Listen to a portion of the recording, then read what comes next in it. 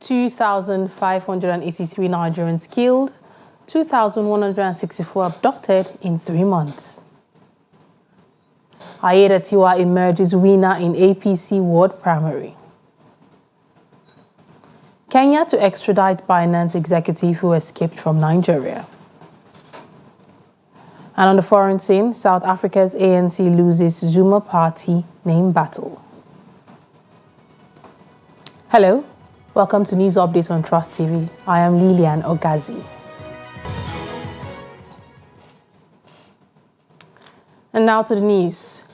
At least 2,583 people were killed and 2,164 kidnapped in the first quarter of the year. Data from Beacon Security Intelligence Limited, a security risk management and intelligence company based in Abuja, has shown. The data, which recorded the number of killings across from January to March, killings in 94% of the abductions occurred in the north. The report, however, conflicts with the position espoused by the National Security Advisor Nuhu Ribadu, who said that the casualty figures were going down. The Southwest recorded 194 killings, the South-South 161 people, and the Southeast 158. The 5 states with the highest number of killings were Borno 517, Benue 313, Katsina 252, Zamfara 212, and Kaduna 206. The Sector 3 of the multinational Joint Task Force Mongo area said more terrorists have continued to surrender to troops. Among the latest to lay down their arms were 2 individuals identified as improvised explosive device experts. 19-year-old Abubakar Mohammed, alias Garba, and 13-year-old Bana Modu. Statement by Chief Military Public Information in Jamena, Lieutenant Colonel Abdullahi said the terrorists surrendered on Sunday, April 21, 2024, marking a notable success in the ongoing campaign to dismantle Boko Haram operations in the region. Items recovered from them include 2 IEDs, 2 mobile phones, and a sum of 53,000 naira only. And now to politics. The APC Primary Election Committee for Ondo State has declared the incumbent governor, Lucky Ayedatiwa, as the winner of the just concluded ward primary across the state. Announcing the results, which span nearly 4 hours, the chairman of the committee, Usman Ododo, says Lucky Ayedatiwa scored a total of 48,569 to beat Akin Folari Samuel to second position, having scored 15,343. While Olushola Oke clinched third position with 14,915. The report.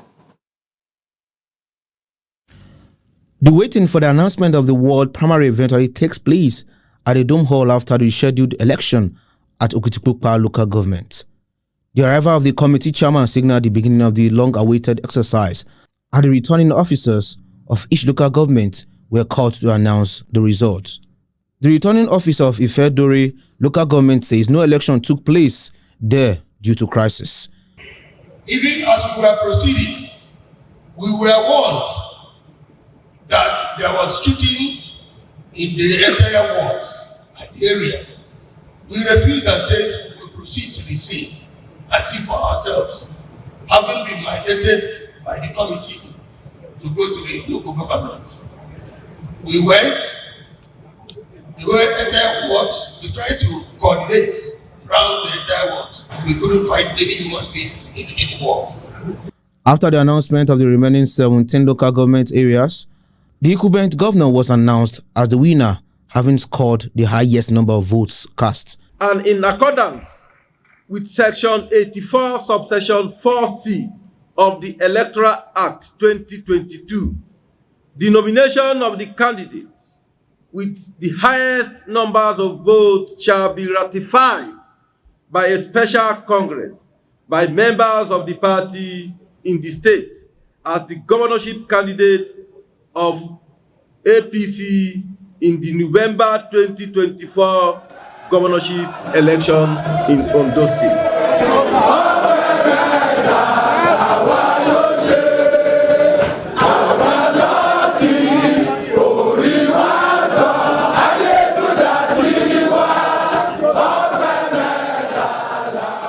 As part of the party guidelines for ratification and affirmation of the results, 5 executive members from each of the ward affirmed his victory, and the APC governorship candidates expressed appreciation to the party members for the confidence reposed in him. Thank you for being loyal party members. Thank you for being worthy delegates. He called on other contestants to rally around him and work together for the victory of the party by November this year. Still on party politics, the All Progressive Congress, the primary appeal committee set up for the exercise in Ondo State, has said it has received 3 petitions from aspirants who participated in the process. The chairman of the 5-member appeal committee, Muhammad Abubakar, made the disclosure at a chat with journalists in Akure. Abubakar, an erstwhile governor of Bauchi State, said the petition were received from Olugbenga Edema, Jimmy Odimayo, and Adewale Akinteriwa. He explained that the 3 aggrieved aspirants complained that primary did not hold in their various wards and the process was marred with irregularities. Now, according to him, the secretary of the committee, Obiocha Israel, would be available at the temporary office in Akure within 2 days to receive more petitions. The Kenyan Police Service has arrested fleeing Binance executive Nadem Anjarwalla as the International Criminal Police Organization moves to extradite him to Nigeria within the week by Interpol. Government officials confirmed the development on Sunday night. Another official said that Anjarwalla would be extradited to Nigeria to answer charges against him. Following the development, the Economic and Financial Crimes Commission, EFCC, the International Criminal Police, the Nigerian Police Force, and the Kenyan Police Service have deepened talks to quicken Anjarwalla's extradition. An awaiting trial inmate, Salihu Akande, charged with rape, has been freed by Chief Judge of Edo State Justice Daniel Okumbowa after spending 4 years at the Auchi Medium Security Correctional Center without a case file. Justice Okumbowa, who visited the prison to decongest it and promote the speedy trial of inmate, disclosed that Section 470, subsection 2 of the Edo State Administration of Law 2018 entrusted the court with the mandate to ensure criminal matters were speedily dealt with and reduce congestion of criminal cases in court. He expressed his commitment in ensuring quick dispensation of justice within the state. Away from legal matters, in a bid to achieve food sustainability and production in Nigeria, the Meeti Allah Cattle Breeders Association of Nigeria and the Southwest Farmers have signed a memorandum of understanding to promote peaceful coexistence between both parties in the zone. The Southwest Farmers, under the aegis of Southwest Commodity Farmers Organization, and the national chairman of the cattle breeders signed the peace accord during a one-day summit held in Ibadan. Our correspondent has more in this report. Over the years, the incidence and severity of farmers-herders conflict has significantly contributed to food insecurity in Nigeria, underscoring the need for comprehensive and sustainable solutions to address the underlying causes of the conflict. According to reports, more than 4,000 persons were said to have lost their lives to herders-farmers clashes in the southwest region of Nigeria between 2015 and 2021. In a bid to resolve this persisting problem, stakeholders representing both farmers and herders in the southwest of Nigeria have decided to come together to work in unity for the collective interest of the region and Nigeria. This was done through signing of peace accord by both parties. The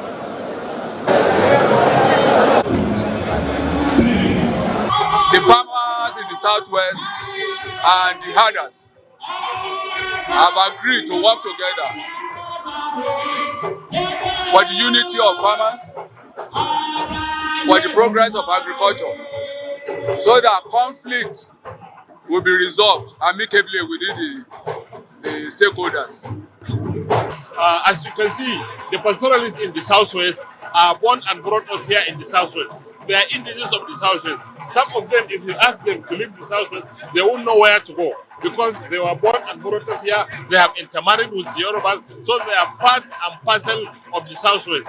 The summit, entitled Sustainable Food Production in Southwest Nigeria, The Way Forward, had in attendance stakeholders in the agri sector, which aimed to chart a way forward on how to improve food production.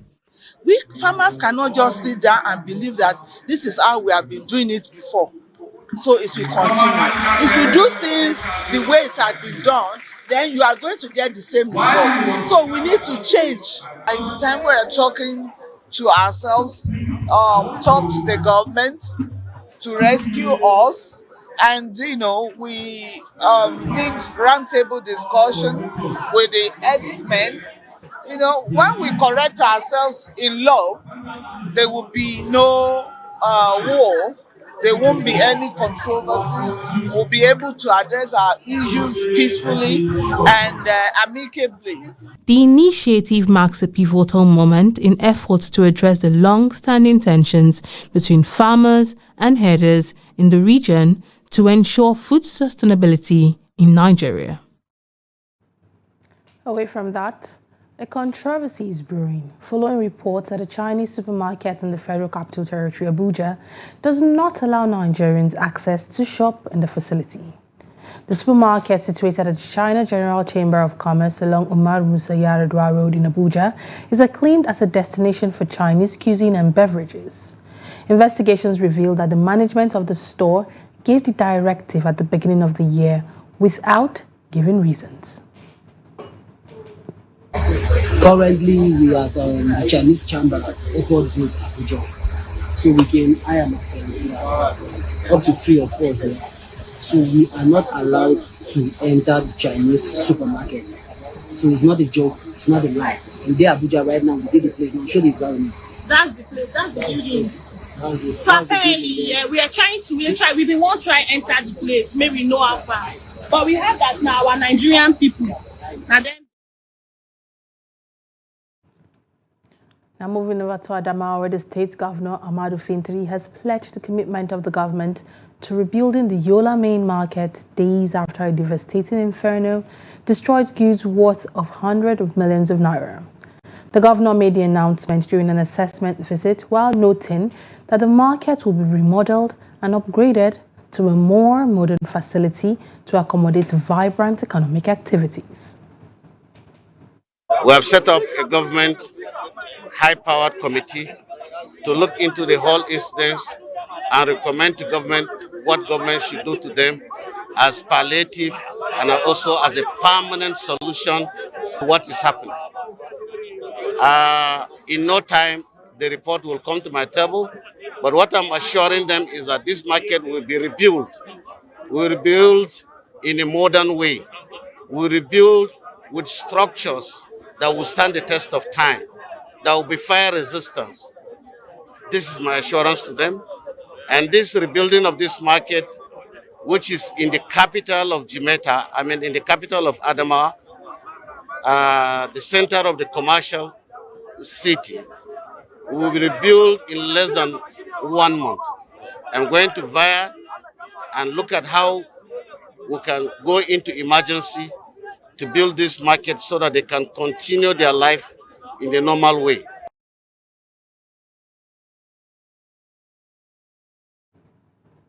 This is news update on Trust TV. Coming up, female mechanic shares challenges of venturing into male-dominated trade.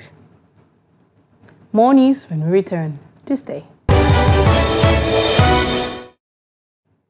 Welcome back. If you're just joining us, this is news updates on Trust TV. First, a recap of our headlines. 2,583 Nigerians killed, 2,164 abducted in 3 months. Lled emerges winner in APC Ward Primary. Moving on now back to the news, residents and motorists in several parts of Lagos and Ogun State were on Sunday left stranded due to the hours of intense rain, with major roads overrun by flood. It was reported that the entire road was overturned by waters at the Mobile area in the Agege region of Lagos State, making it impossible for drivers to travel through the flooded area to reach their respective destinations. Residents and road users, however, lamented over the development while describing it as a regular sight during the rainy season. The affected areas are Agege, Akojo, and Egbeda areas in Lagos, and Maegu Junction area at the Lagos-Ibadan Express, Akuteloto, Pakoro, Ijere, and other areas in Ogun State. And this is what we met here yesterday afternoon. Immediately rain is about to start. We just hear boom, this pole begin to collapse, and we find out that the ring, even the iron they use to do this big boat, is very too tiny, 10 mm and 12 mm, which is not supposed to use for this kind of structure. And you can look the look at 10 mm, look at the other one is 12 mm, and that is what they use to do this big boat. For instance, that if you see entered my shop, look at my shop where I reside and I sell television. Assuming now that the thing goes here, what will I start doing? And this is what I used to feed my family. I have about 12 children at home. What will I say? Where will I start from? Assuming now that this thing goes this way and made this all these things like this, what will I now do today? It's only the vehicle that is spoiled. The spoiled vehicle, but thank God there's no life lost.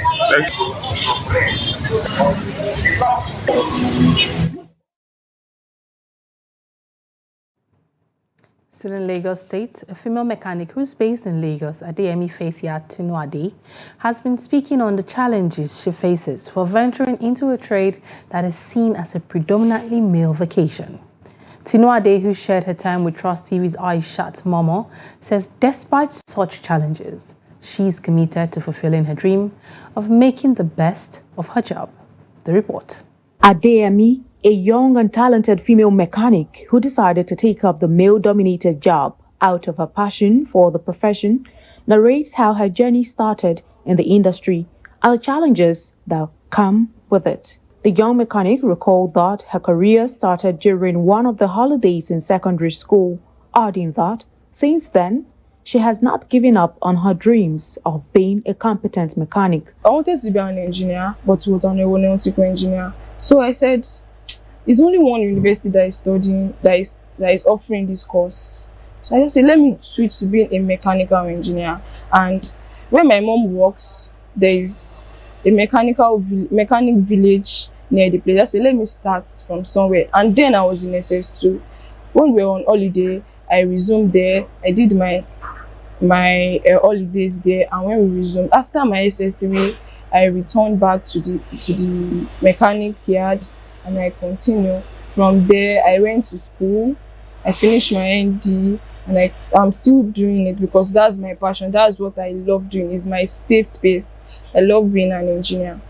She also spoke on how mechanics are faced with the risk of buying counterfeited spare parts, dealing with lies from customers, and buying expensive automobile parts, amongst others. We have in this automobile industry is parts, being able to get a good part that is not counterfeit part. All these parts, sometimes you get parts, they have factory error, factory default, or you get part that does not even fit directly to what you want to do.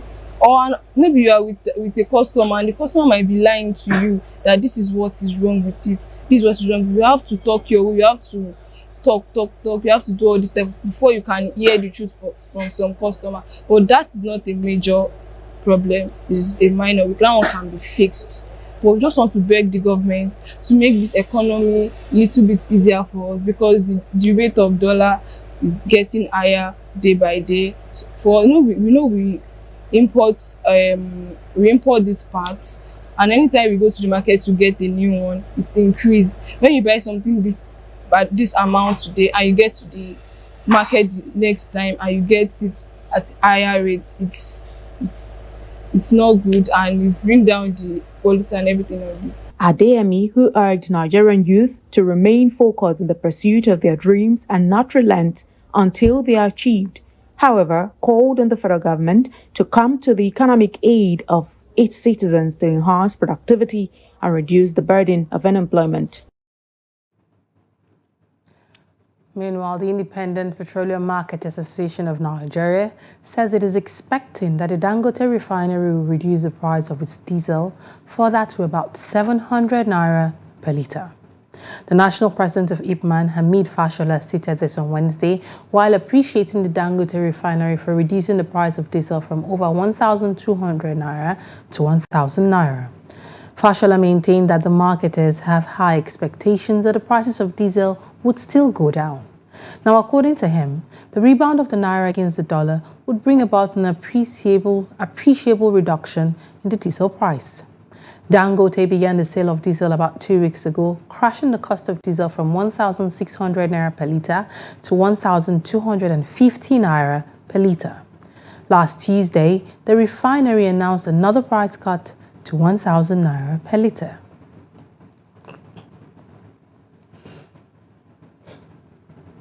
And now to the foreign scene, starting off with South Africa, where South Africa's National Congress has lost a legal bid to stop a new party from using the name and logo of its former armed wing. The governing ANC had argued that Umkhonto we Sizwe, headed by ex-President Jacob Zuma, had breached trademark law. But the Durban High Court disagreed, allowing the use of the name, which translates as Spear of the Nation. It is a significant victory for MK ahead of the 29th May general election. Still on the foreign scene, 11 people are missing following storms that battered southern China. Reports on Sunday that tens of thousands have been evacuated away from the torrential downpours. Heavy rain has descended upon the vast southern province of Guangdong in recent days, swelling rivers and raising fears of severe flooding that state media could be on the sort of only seen around once in a century. More than 53,000 people have been relocated across the province. Of those, more than 45,000 were evacuated from the northern Guangdong city of Gwenjiang, which straddles the banks of the Berry River, a tributary in the wider Pearl River Delta. Heavy rain is expected to continue on Monday, with meteorological authorities forecasting thunderstorms and strong winds in Guangdong coastal waters. And in sports, the defending champions Denver Nuggets beat the Los Angeles Lakers 114-103 to take a 1-0 lead in their NBA playoffs first round series. Nuggets star Nikola Jokic scored 32 points to help his side overcome a narrow defeat at halftime to win. Elsewhere in the Western Province, the Minnesota Timberwolves beat the Phoenix Suns 120-95. In the Eastern Conference, there were wins for the New York Knicks and the Cleveland Cavaliers. The Knicks recorded a 111-104 win over the Philadelphia 76ers, while the Cavaliers beat the Orlando Magic 97-83. Still on sport, Max Verstappen has annihilated the competition to win the Chinese Grand Prix. The Dutchman was in a league of his own again, even over his teammate Sergio Perez. In a race punctuated by 2 mid-race safety cars in a quick succession, safety cars broke up Red Bull's cruise to a 1-2 finish, shuffling Perez behind McLaren's Lando Norris and Ferrari Charles Leclerc. The Mexican soon picked off Leclerc, but Norris drove an exceptional final stint to hold on to second ahead of Perez. Verstappen underlined his superiority over everyone, including Perez, with a crushing first stint of the race. The world champion converted his pole position into a lead at the first corner, while Perez was passed around the outside by Fernando Alonso's Aston Martin, which started third. It took Perez until lap 5 to pass Alonso, by which time Verstappen was 5 seconds up the road. With that, we've come to the end of news update here on Trust TV. Do well to follow us on all our social media handles for more details. I am Lilian Ogazi. Thanks for watching.